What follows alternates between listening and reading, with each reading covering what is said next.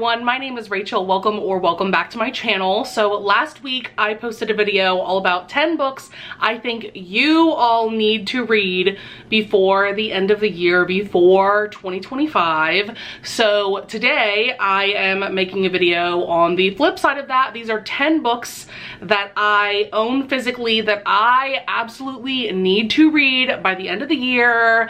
And if I don't read these books by the end of 2024, I am giving you all full permission to bully me about it. So a lot of these books are fantasy. Wait, now that I'm looking, these are all fantasy of some kind.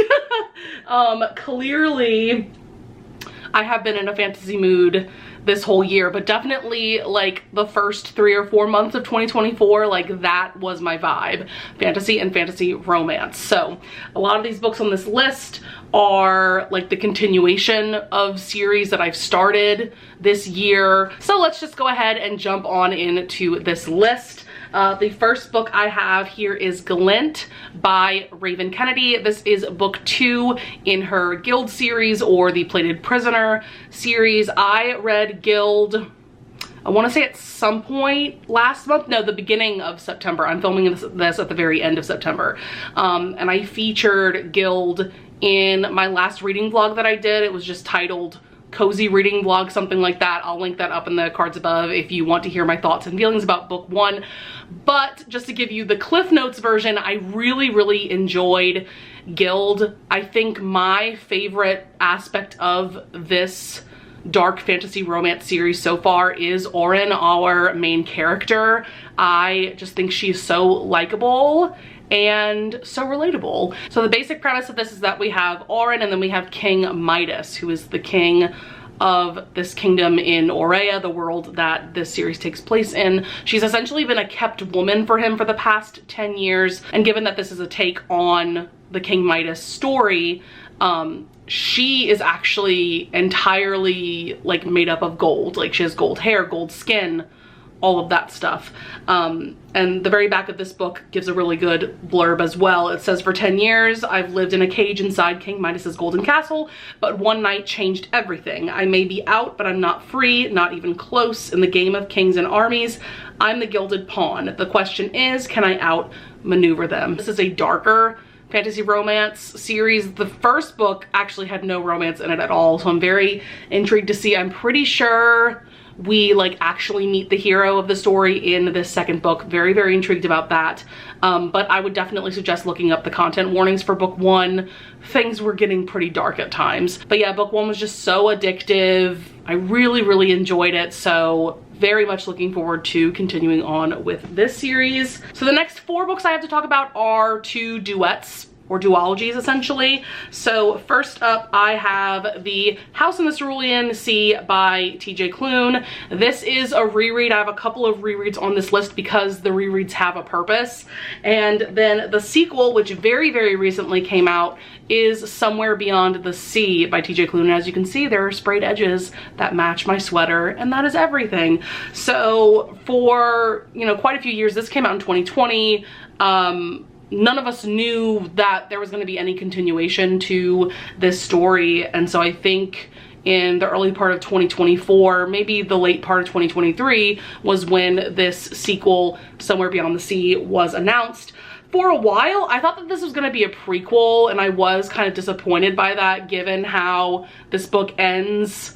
I wanted those elements to be included in the continuation, so I am very happy to say that it is a sequel. It is not a prequel. But basically, book 1, House in the Cerulean Sea, is one of my like top 5 favorite books of all time. When I read it in 2020, it took over my life. I'm actually shocked that I haven't reread this book up until now. What is wrong with me? Because this book makes me so happy. This is about Linus. He is a part of the department in charge of magical youth. This is a fantasy series, and Linus basically goes around to different orphanages and is making sure that these children, are magical children specifically, are being well taken care of. So he is sent to this house on this island by the Cerulean Sea, and he meets Arthur Parnassus, who runs this home, and there are only 6 magical children at this home, but they seem to be special cases. Things go on from there. There is a beautiful and wholesome and adorable romance between Linus and Arthur. The children in this are absolutely adorable and hilarious. Like, I was straight up laughing out loud reading this book, and I do not typically laugh out loud when I read. Yeah, like, this book is just perfection, and so I need to reread this since I haven't read it since 2020 so that I can finally jump into the sequel. So yes, I'm just so excited and happy that we now have 2 books in this world with these characters. I have a feeling I'm gonna love the sequel just as much as I did book 1. And then another duet that I have on this list is the Stolen Heir duet or duology by Holly Black. So I read the Stolen Heir the beginning of last year, yes, because I think this came out around then, like January 2023, something like that. I actually did a read-along for the Folk of the Air series, which this duology is a continuation of, back in January 2023. So if you're curious, I actually have live show discussions about all of the books in this series up until The Stolen Heir, because the second book of this duet wasn't out yet. But this duet follows Oak, who in the Folk of the Air series, he was a child. He is the half-sibling of the main character of that main trilogy, the Cruel Prince trilogy. And then his love interest is Surin, who is the queen of a nearby kingdom. And a lot of things happen in this book, and I remember none of them. So I absolutely need to reread this so that I can finally read The Prisoner's Throne by Holly Black, which is the second and final book in this duet. This book came out all the way back in March. I have no excuse for why it has taken me so long to finally get to these books. I have a couple of series here that I just have one more book left and I will have completed the series. So next I have Dreams of Gods and Monsters by Laini Taylor. This is the third and final book in her Daughter Smoke and Bone trilogy. There is a novella actually that I would like to read before this third and final book. I think you're supposed to read it at some point before the final book. That novella is following a couple different characters. It's like their romance. And Laini Taylor, let me just tell you, she writes romance so beautifully. So beautifully. The way that she depicts falling in love is honestly unlike any other author I've ever read. Like, just truly next level and stunning. But this trilogy is kind of urban fantasy, I guess you could say, because it does take place in our world, but it also takes place in another world in the heavens, basically. There is this war that has been going on for over 1,000 years at this point between angels and demon creatures known as chimeras. So there is this war going on, and then we have our two main characters, Karoo and Akiva, who get mixed up in it. Karoo is a chimera and Akiva is an angel, so it's very much forbidden. This is a series that I have very much enjoyed. I gave book 1 5 stars. Book 2 was a bit frustrating for me just because the romance really took a backseat. There was pretty much no romance in that second book, but it kind of needed to happen that way. However, the way that book 2 ended, I am so excited to jump into this third and final book. By the way, I am obsessed with these newer covers that this series got for the 10th anniversary. Like, I am here for this vibe. Next up is another final book of a series. That is going to be A Curse for True Love by Stephanie Garber.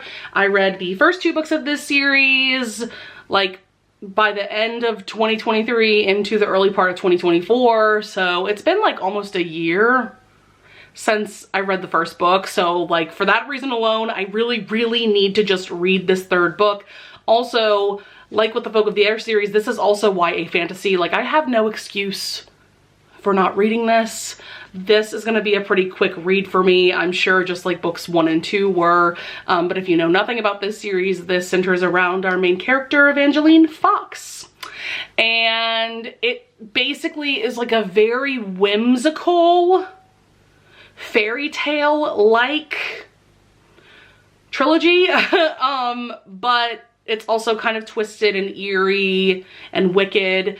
And we have Jax, who is kind of the antagonist, but he's also the love interest for Evangeline, and they have a very interesting relationship. I will say this is not a series that I am absolutely obsessed with or anything like that, so that's definitely the main reason why I haven't bothered to pick up this third and final book until now. I feel like it's just okay, but it's not great.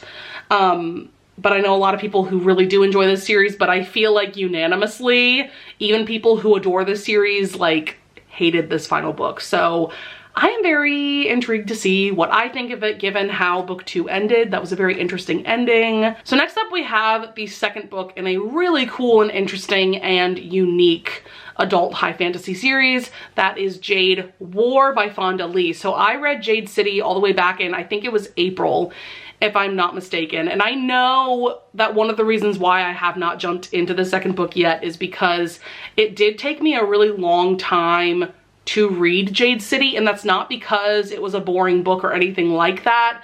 It was just because I'm really busy now with work and I just have a pretty limited amount of time to devote to reading, and so I just found myself getting frustrated that it was taking me so long to get through the first book, even though, like I said, I did genuinely enjoy it. But anyways, this is, like I said, a high fantasy, adult high fantasy series that is definitely Asian inspired. It is also inspired by like kung fu movies and movies of that kind of genre. This also has a mafia kind of vibe to it, given that the main focus of this series is these two organized crime families that are now going to war by this second book over the supply of jade. So in this world, jade has magical properties, and there are people known as green bone warriors. These are people that when they like touch jade or they own jade, it heightens their abilities, whether that be strength or speed or something like that. Book 1 was really great. I gave that one 4 stars, and I'm very excited to continue on with the series because pretty much everyone I follow who has read this series absolutely adores books 2 and 3 specifically. So I am very excited to continue on with the series. I just know that it's going to be a very big time commitment for me personally. So next up, I do have another reread here. That is City of Heavenly Fire.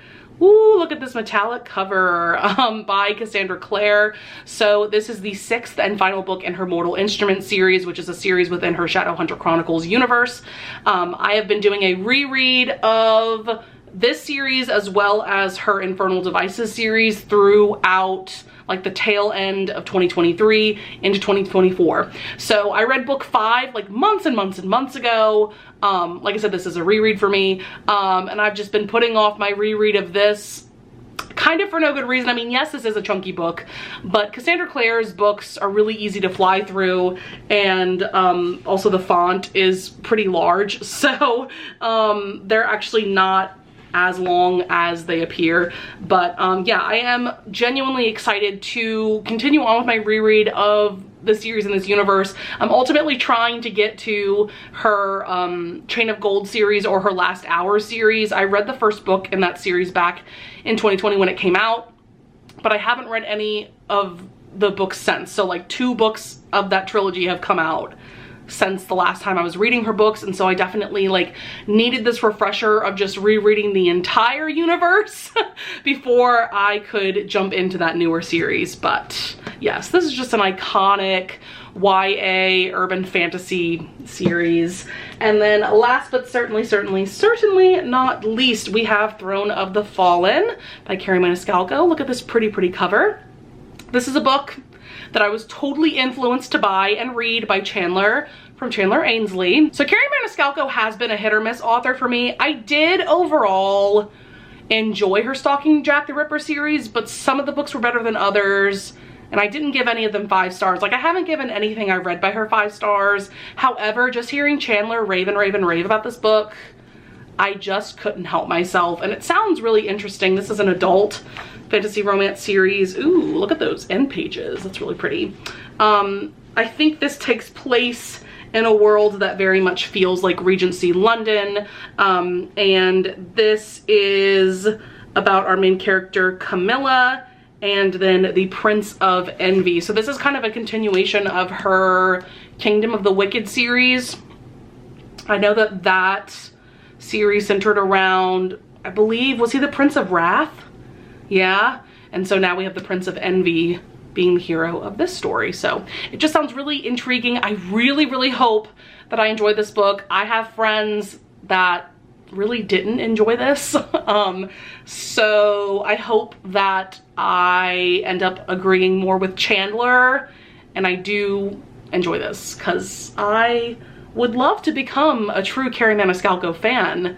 It just hasn't happened yet. So that is going to be it for 10 books that I need to read before the end of the year. I would love it if you would leave a comment down below if you want to tell me some books that you feel that you really want to read by the end of the year and why. I would also love it if you would leave a like and subscribe, and I thank you so much in advance if you do. And with all that being said, I'll see you guys in the next video. Bye!